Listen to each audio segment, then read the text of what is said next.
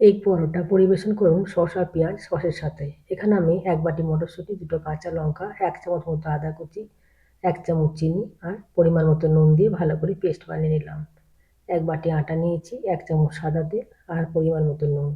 সমস্ত মিশ্রণটা দিয়ে ভালো করে মেখে নিলাম, কোনো জলের প্রয়োজন হয়নি।